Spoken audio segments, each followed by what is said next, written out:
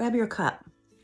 Generational trauma is the wounding and the emotions that go with the wounding that get passed down in our family line. It actually is in the DNA as it gets passed down from generation to generation.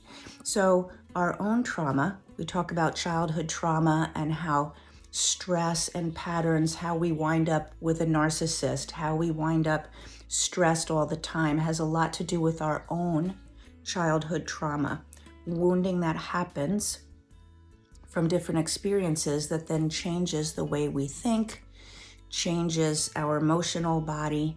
That's our own childhood trauma or our own trauma whenever it happens. But we can have generational trauma show up in our DNA. So for example, if you have a grandfather who was in World War I and he had trauma there, let's say his buddy was killed right next to him, no time to process that out, he's in the middle of war, that's a trauma to his nervous system. Whenever we have stress, it changes our nervous system. When we're not allowing the nervous system to go back to normal, that change stays there. So Grandpa has a change in his nervous system. Now he comes home from the war, he gets married. That genetic information gets passed down in his DNA to his children, and then from them to the next generation. So we have generational trauma depending on what happened to the people in our family. You could think about if you're part of a culture where many generations have had a lot of trauma, and not just directly in your line, but the whole culture, there is a change in the DNA. Also, patterns that get created before you're born become part of your soul's blueprint. The good news is we can clear it.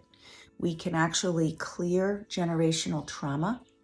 We can reset the DNA so that it's not triggered on with whatever that coding was that came down the line.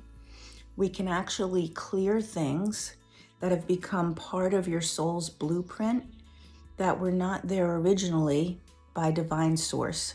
So our soul's blueprint is created, and there's no trauma in it when God creates it. But as things show up, patterns in lifetimes and things that happen in our family, it becomes part of the blueprint.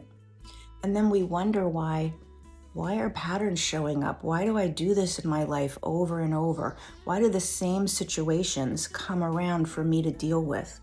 Those are patterns and generational things that have nothing to do with you now today. But they're still a part of your life. So clearing the generational trauma, clearing the patterns out of your soul's blueprint is critical if you really want to create something different in your life. I have a client who last night we just went over some emotions that we cleared. So we worked on clearing emotions that are stuck for her. And by the way, if you have health issues, if you have chronic health issues, autoimmune conditions, chronic pain, anything like that, there's stuck energy frequencies, stuck emotions in your body that are not allowing your body to function the way it's meant to. So it's critical work. So this client has health issues, and when we cleared emotions for her, what we cleared, there was despair inherited from her mother, from whatever happened in her mother's life, whatever her mother was feeling and experiencing when she was pregnant with my client, that was there. So we cleared it.